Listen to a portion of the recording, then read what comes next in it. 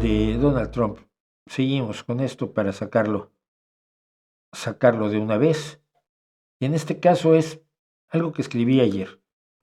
Trata de entender a Donald Trump. Y lo escribí porque llevo muchos días leyendo a gente explicar, y explicarle a Trump incluso, ¿no? No es que si pones las aranceles, pues la gente va a sufrir. Los estadounidenses, no solo los países que te venden cosas, Estados Unidos importa una cantidad increíble de cosas que no produce, los países que te venden pues van a sufrir porque les van a comprar menos, pero los consumidores van a sufrir porque van a aumentar sus precios. Entonces, si México importa, México, por ejemplo, de México provee el 90% de los aguacates que se comen en Estados Unidos. Ahora hay una locura por el guacamole y el aguacate en Estados Unidos, relativamente reciente. Y si le pones una tarifa, unas aranceles del 25% a los aguacates, los importadores, donde pagaban 100, van a tener que pagar 125, es decir, 100 al proveedor de aguacates y 25 al gobierno de los Estados Unidos por los aranceles de importación. Por lo tanto, el aguacate que valía 10 ahora vale 12.50 y por lo tanto tiene que repercutir el aumento del costo del producto en el consumidor. Y el consumidor va a descubrir que de pronto un montón de cosas a las que está acostumbrado a comprar cuestan el 25% más. Por lo tanto, va a comprar menos. Y si va a comprar menos, el importador va a importar menos y el exportador pues va a vender menos. Todo esto es un daño enorme que no resuelve nada porque esto no provoca que aparezcan árboles de aguacate en los Estados Unidos como espera Donald Trump. Y entonces decía yo, me resultan inquietantes quienes exponen razones que puede tener en cuenta Trump para no cumplir sus promesas, dañar la economía si echa a los inmigrantes ilegales que aportan más de lo que toman del país, pagan impuestos de ventas y pagan impuestos de un montón de cosas, y no van al Estado a que el Estado les dé cosas porque son inmigrantes ilegales y si los pillan, se echan. Golpe a los consumidores con los aranceles, riesgo para Europa si abandona Ucrania, mantener al frente de la inteligencia de su país a la llamada novia de Rusia, a Tulsi Gabbard, y al frente de la defensa a un dipsómano del que hablábamos, de Peter Hegseth, sí.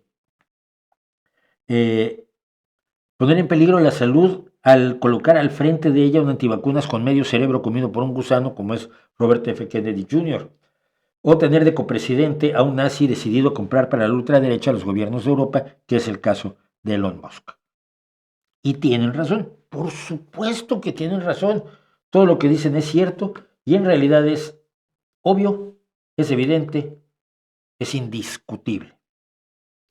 Pero olvidan un detalle sin el cual no se entiende a Donald Trump. A él le da exactamente igual. Le tiene sin cuidado, le importa un pepino, se la sopla, se la suda, se la pela, no lo ve como asunto suyo, no le interesa porque no le afecta a él. Y si no le afecta a él, es algo que ve como absoluta, total y definitivamente irrelevante. El único motor que mueve a Donald John Trump es su narcisismo. Los aplausos de los sectores más serviles, de los aduladores y la humillación de quienes lo han insultado de cualquier manera a lo largo de su vida, si así sea simplemente por no rendirle pleitesía, son lo único que desea. Y ser reconocido como el más grande. La gorra que traía ayer a mí me pareció muy reveladora, porque dice la gorra, Trump was right about everything. Trump tenía razón en todo.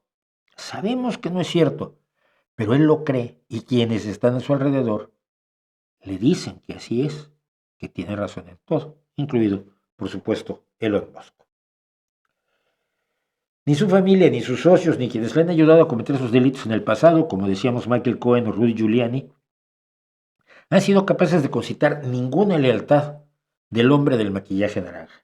A lo largo de su vida ha dejado atrás una estela de ruina, de gente que hizo todo por él esperando algo a cambio y que no recibió absolutamente nada.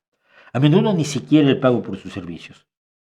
La vergüenza por mentir, por simular, por hacer trampa, es ajena a la visión que Trump tiene del mundo, De allí que su historial también es un historial de estafas en serie. La Universidad de Trump, que no lo fue, los filetes Trump, que eran un desastre, la línea era Trump Shuttle, el vodka Trump, los cromos digitales NFT, donde aparece además como si tuviera los músculos de The Rock, ¿no? Los zapatos Trump, los relojes Trump, la empresa de hipotecas que tuvo, que también quebró, varios hoteles y casinos que también quebró. Es que quebrar dos casinos es una hazaña brutal. Es una mala administración de premio Nobel. Y ninguno de estos desfiguros o fracasos le provoca el más mínimo rubor. Al contrario, se envanece de haber estafado a sus víctimas una y otra vez. Por eso, cuando en un debate Hillary Clinton lo acusó de no pagar impuestos federales durante años, Trump sonrió, hinchó el pecho y dijo que claro, es porque él era muy listo.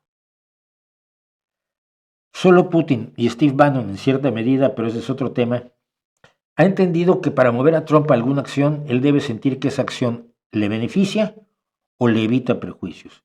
Ser presidente le evita entrar en la cárcel y muchos analistas consideran que esto, evitar entrar en la cárcel, fue uno de los principales motivos que lo llevó a volver a buscar la presidencia. El cohecho es la única forma en que se puede plantear cualquier diálogo fructífero con Donald Trump, sea a través del muy soviético compromat, el material comprometedor, como el que se asegura que tiene el Kremlin sobre Trump, o prometiéndole ganancias o reconocimiento o vítores y aplausos. Quien no puede alimentar la fortuna y el ego inmenso de Donald Trump no tiene recurso ante sus ocurrencias. No va a razonar con Trump. Los intentos de conmoverlo con el sufrimiento de otros son totalmente ineficaces. Y es eso mismo lo que lo convierte en un autarca peligroso cuyo acertijo no han conseguido resolver, por lo visto, ni sus aliados ni sus adversarios. Adversarios que hoy tratan de consolarse pensando que la razón acabará imponiéndose a los planes de Trump, aunque la razón en realidad no solo carece de refugio en Mar-a-Lago, la nueva Casa Blanca, sino en todo lo que alguna vez fue el Partido Republicano, que hoy solo tiene lealtad hacia su líder. Solo queda esperar, creo yo, que el desastre que parece inevitable ocurra pronto y de modo contundente. En caso contrario, que nadie de los que invocan a la razón como si tuviera algún fondo en el banco del alma oscura del magnate y político se sorprenda cuando se reforme la Constitución de los Estados Unidos para que Donald Trump tenga un mandato más prolongado, más allá de los 4 años, para los cuales fue electo ahora, o para que pueda volver a postularse nuevamente para el periodo 2029-2031. Porque en Estados Unidos, a partir del lunes, se hará lo que él quiera, sin discusión, y la resistencia tendrá que trabajar muy duro para resistir.